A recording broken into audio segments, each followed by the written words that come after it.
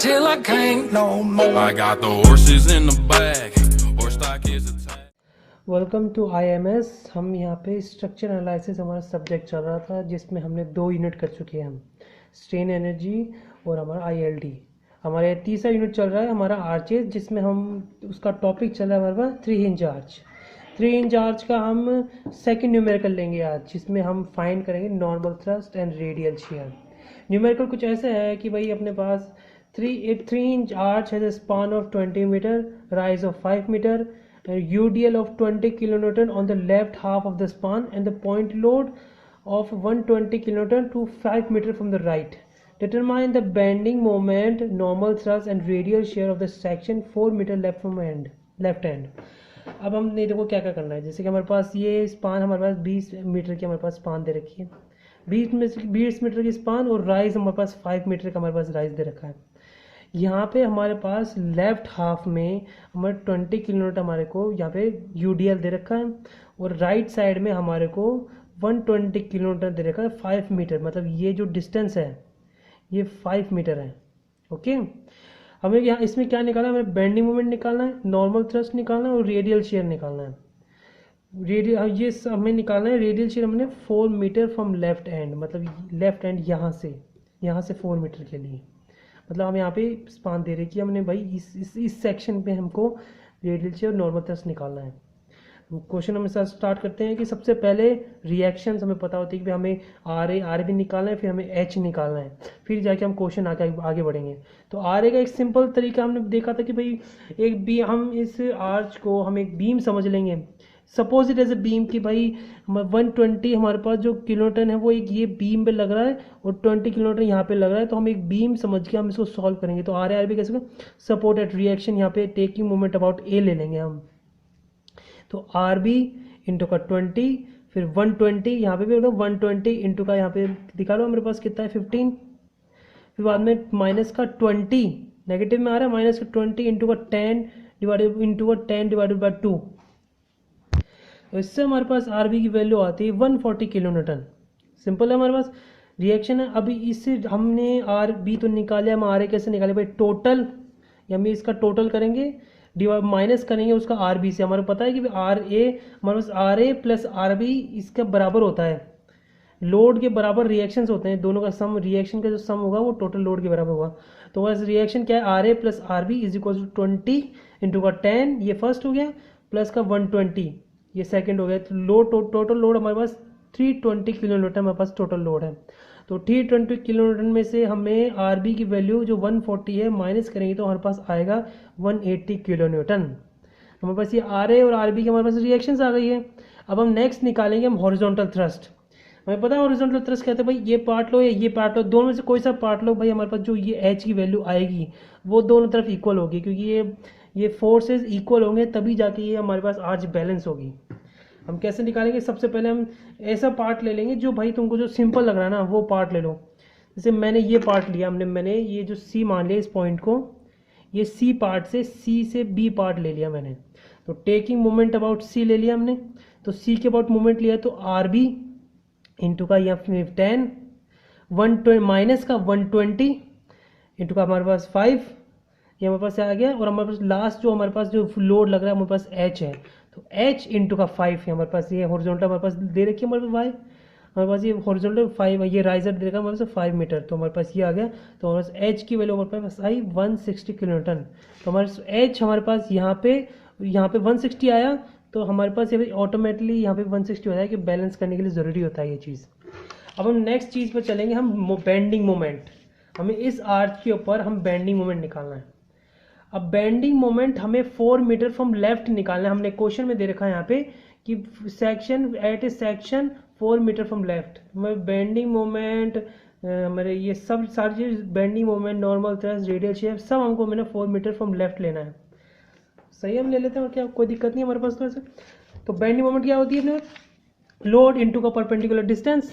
तो उसके लिए हमने यहाँ पे सेक्शन ले लिया, मतलब 4 हमारे पास सेक्शन है ही, हमारे पास 4 हमारे पास सेक्शन दे रखा पहले से, तो हमारे पास x की वैल्यू हमारे पास 4 आ गई।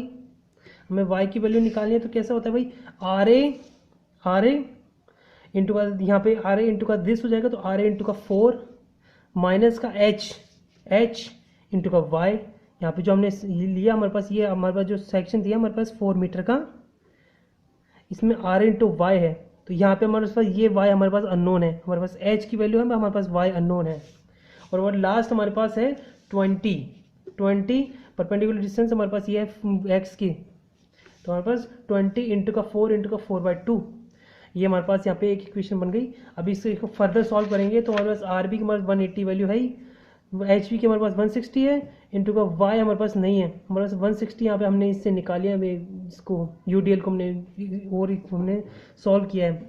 तो हमारे पास y की वैल्यू थ्रू आउट हमको पता है कि एक ही रहती है, यहाँ पे y के हमारे पास एक सिंगल फार्मूला रहता है आर्च के अंदर थ्रू आउट टोटल, क्या हमारे पास एक सिंगल फार्मूला होता है कि 4hx अपन में l² ब्रैकेट l माइनस का x।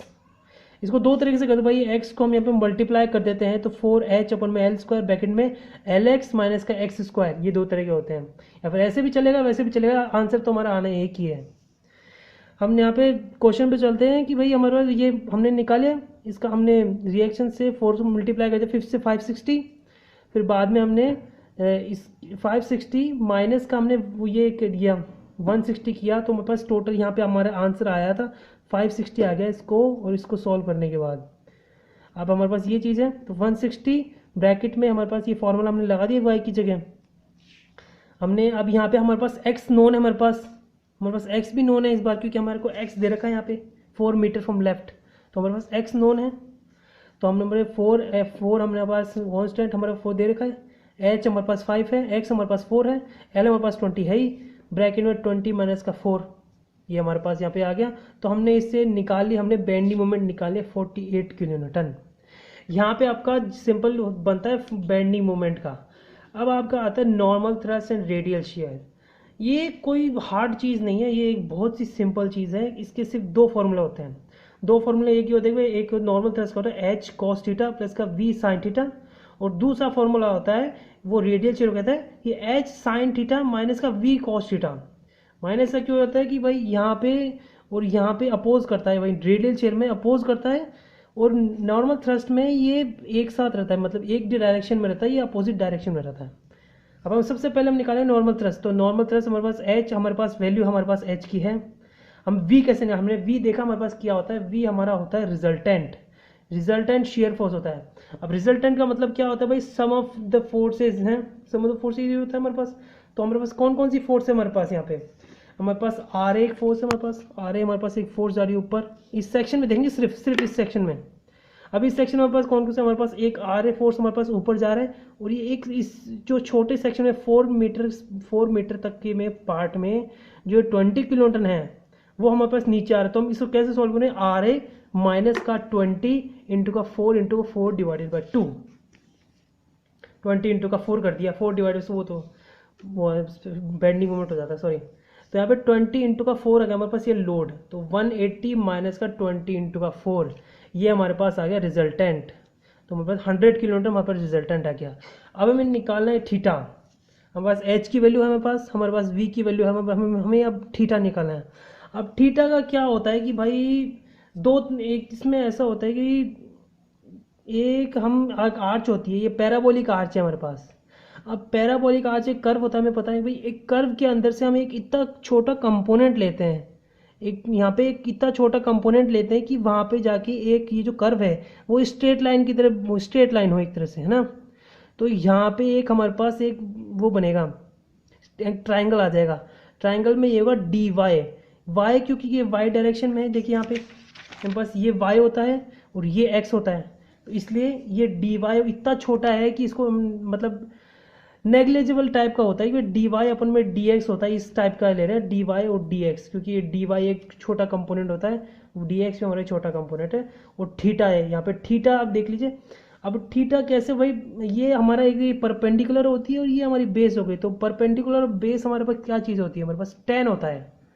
परपेंडिकुलर बाय बेस हमारे पास होता है टेन, तो tan theta is equal to d y by d x. ये हमारे पास एक हमारे पास यहाँ पे एक इक्वेशन बनती है, एक है।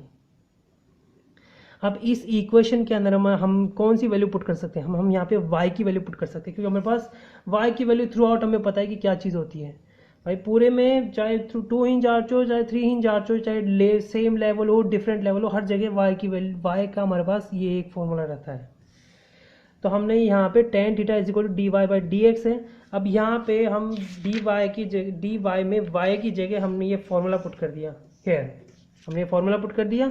हमारे पास यहाँ पे हर एक चीज़ की हमारे पास वैल्यू है। यहाँ पे हमने d y by d x है, पहले हमने इसको डिफ्रेंशिएट किया क्योंकि ये d y by d x है, y के बेस हमने इसको x के बेस हमने इसको डिफ्रेंशिएट किया तो x हमारे पास 1 हो गया। l यहाँ पे इसको हमने मल्टीप्लाई कर दिया था अंदर, इसको हमने अंदर मल्टीप्लाई किया तो यहाँ पे x की जगह 1 हो गया और x स्क्वायर की जगह 2x हो गया। यहाँ पे हम यहाँ पे वैल्यू पुट करेंगे तो 4 हमारे पास है, h हमारे पास 5 होता है, l हमारे पास 20 है। यहाँ पे l देख लीजिए हमारे पास 20 है। यहाँ पे हमारे पास यहाँ पे l भी 20 है, माइनस का 2 इंटू का 4 हमारे को यहाँ पे दे रखा है क्वेश्चन के अंदर 4 मीटर फ्रॉम लेफ्ट हमारे को 4 दे रखा है। तो हमारे यहाँ से हमारे पास ये बनता है tan थीटा इज इक्वल 3/5। अब यहाँ से थीटा निकालने के दो तरीके हैं। थीटा आप ऐसे भी निकाल सकते हो कि भाई एक सिंपली भाई यहीं पे इसी चीज़ में है ना आपको क्वेश्चन खत्म हो जाए, मतलब वो थीटा खत्म हो जाएगा। भाई tan को क्रॉस मल्टीप्लाई करेंगे तो tan थीटा यहाँ से यहाँ पे tan इन्वर्स हो जाता है। तो tan इन्वर्स से हम यहाँ से सॉल्व करेंगे तो हमारे पास थीटा की वैल्यू हमारे पास आ जाती है हाथों हाथ। और दूसरा तरीका ये होता है कि भाई tan थीटा मतलब परपेंडिकुलर बाय बेस, ये परपेंडिकुलर है ये बेस है, तो ये ट्राइंगल मान लिया हमने, ये परपेंडिकुलर हो गई ये बेस हो गई। तो हाइपोटेन्यूज का हमें पता होता है क्या फॉर्मूला होता है, पाइथागोरस थ्योरम होती है under root P square plus का B square, P square plus B square, तो हमारे पास 5.83 हमारे पास ये आ गई वैल्यू हाइपोटेनियस। अब ये हाइपोटेनियस से हम कॉस थीटा और साइन थीटा से हम यहाँ निकाल सकते हैं। तो नॉर्मल थ्रस्ट हमारे पास फॉर्मूला क्या है भाई, एच कॉस थीटा प्लस का वी साइन थीटा। तो एच कॉस थीटा हमारे पास क्या है 5/5.83 प्लस का वी हमारे पास 100 है ही, और हम यहाँ पे साइन थीटा क्या है हमारे पास 3/5.83। तो हमने यहाँ पे पुट कर दिया, हमारे पास 188.68 हमारे पास यहाँ पे नॉर्मल थ्रस्ट आ गया। अब शेयर ये भी हमारा रेडियल शेयर भी सेम चीज़ है, वजह से हमें नेगेटिव हो जाता है क्योंकि यहाँ पे हमने देखा है रेडियल शेयर में ये अपोज करेगा तो नेगेटिव होगा। तो यहाँ पे रेडियल शेयर 160 इंटू का 3/53, यहाँ पे साइन थीटा है, साइन थीटा 3 माइनस का वी, यहाँ पे वी एक कंपोनेंट होता है तो एक कंपोनेंट इधर होता है और एक कंपोनेंट इधर होता है। एच का एक कंपोनेंट इधर होगा और एक कंपोनेंट इधर होगा। हमारे पास एक कंपोनेंट हमारे पास दो कंपोनेंट बन गए, दो component sine theta cos theta हमारे पास आ गया, दोनों के अलग अलग। तो हमने नेगेटिव करके 100 इंटू का 5/5.83, यहाँ पे हमारे पास नेगेटिव में आ गया रेडियल शेयर हमारे पास। ये हमारा हो गया रेडियल शेयर आ गया हमारे पास, नॉर्मल थ्रस्ट आ गया हमारे पास, हमारे बेंडिंग मोमेंट आ गया। ये होता है 3 इंच आर्च सेम लेवल हमारे पास जो हिंज मतलब वो होते हैं सपोर्ट्स होते हैं, उसके लिए हमारे पास यहाँ पे नॉर्मल थ्रस्ट भी आ गया हमारे पास रेडियल शेयर है, बेंडिंग मोमेंट हमने निकाल लिया। यहाँ पे हमारा 3 इंच आर्च के लिए क्वेश्चन खत्म हो जाता है। मतलब क्वेश्चन अगर हमारे 3 इंच आर्च के लिए सेम लेवल के लिए अगर कोई क्वेश्चंस बनते हैं तो ऐसे ही क्वेश्चंस बनते हैं। अगर आपको क्वेश्चन अगर एग्जाम के अंदर कि भाई हमारे पास कोई वैल्यू नहीं दी और हमें कुछ प्रूफ करना है कि भाई कोई लोड लगा के प्रूफ करना है, तो यहाँ पे ये जो भी चीज़ है ना, यहाँ पे जैसे 10 20 यहाँ पे ये लगाने की बजाय यहाँ पे ए बी करने के बाद इक्वेशंस बन जाती है। इक्वेशन बनने के बाद हमारे पास लास्ट में प्रूफ वही आंसर आ जाता है हमारे पास। जैसे हम यहाँ पे सेम टू सेम करते जा रहे हैं तो वहाँ भी आपको सेम टू सेम करते जाना है, आपका यहाँ पे प्रूफ में अभी अपने आप हो जाएगा यहाँ पे। तो यही चीज़ होती है। यहाँ पे हमारा ख़त्म हो गया। Thank you very much. अब अगर कोई चीज़ की हमारे पास कोई दिक्कत है या फिर हमारे पास कोई चीज़ समझ में नहीं आई है तो हमारे कमेंट कर दीजिए, हम ज़रूर ध्यान देंगे उन चीज़ों पे। Thank you very much.